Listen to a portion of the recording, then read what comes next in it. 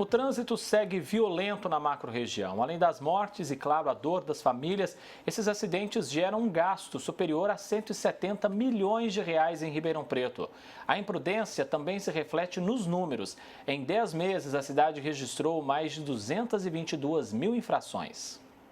Ângela ainda guarda as memórias do filho mais velho em fotografias. Mas era um menino bom, trabalhador, era especial, sabe?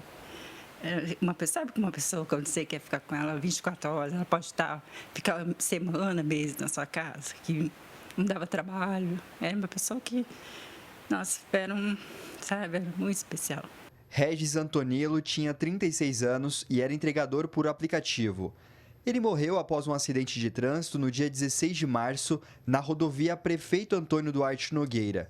Ele foi atropelado por um carro e depois atingido por outros veículos.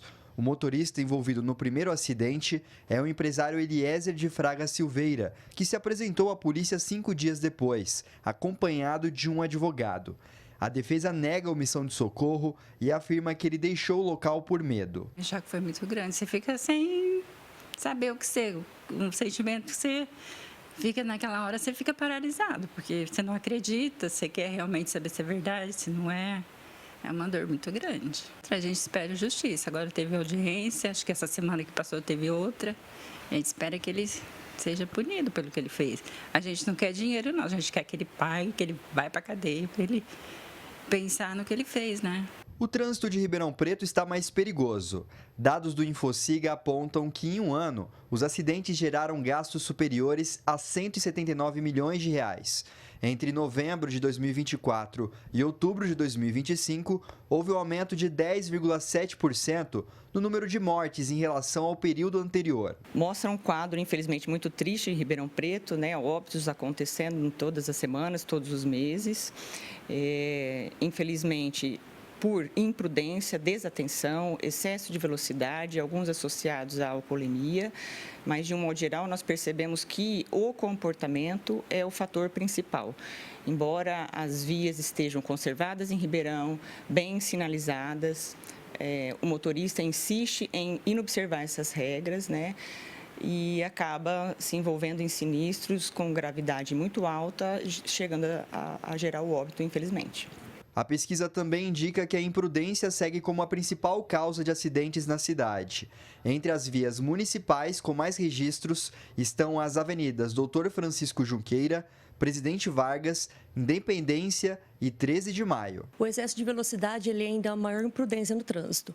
Ela faz com que o condutor não se atente ao limite de velocidade e acaba infringindo essas regras. Nós tivemos de janeiro até outubro de 2025 aproximadamente 222 mil autuações. No mesmo período de 2024 para 2025, nós tivemos uma redução de 19% nesse número, que dá aproximadamente 51 mil autuações a menos em comparação ao ano de 2024. No trânsito, a imprudência custa vidas. Respeitar as leis, reduzir a velocidade e ter atenção podem evitar grandes tragédias. A gente pede que o condutor se atente a todas as sinalizações que teve na cidade, as mudanças de via de direção, todas as vias que teve alteração, elas estão com as placas de sinalização alterada, que o condutor não faça uso do aparelho celular enquanto dirige, que eles façam o uso do cinto de segurança, diminua o excesso de velocidade na via e também nós temos um grande número de infrações que é o estacionamento rotativo. Nós pedimos que as pessoas que vão fazer o uso da área azul se atente ao aplicativo, coloque o cartão no seu veículo para que possa evitar maiores transtornos. Edson Ferreira para o Jornal da Clube. Seguimos repercutindo esse assunto agora com o doutor Ademar Padrão, advogado, inclusive especialista nessa área do trânsito. Doutor, quais comportamentos imprudentes mais contribuem para esses acidentes fatais que a gente tem visto acontecer em Ribeirão Preto nos últimos tempos? Uma ótima tarde ao senhor, doutor Ademar. Boa tarde, André, a todos que acompanham o Jornal da Clube no dia de hoje. André, a reportagem já foi completa, né? O que nós podemos, assim, acrescentar nesse caso é que esse comportamento totalmente imprudente, às vezes ele é cumulativo. Então, ali nós assistimos, às vezes, o uso de uma bebida alcoólica ou de uma substância psicoativa.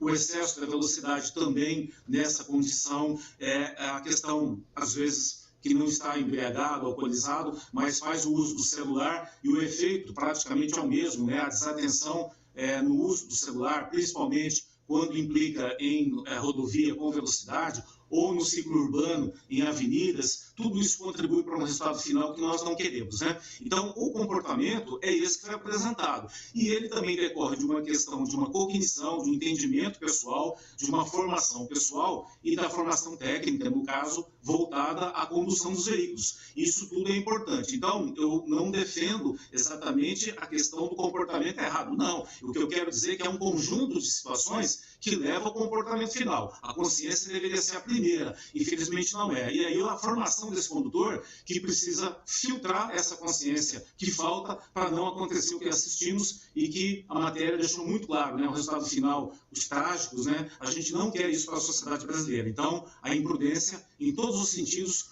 juntando o comportamento errado na hora de dirigir, fazer uso de bebida alcoólica, mas também o excesso de velocidade, que é, na verdade, o maior fator que leva ao resultado final mais grave.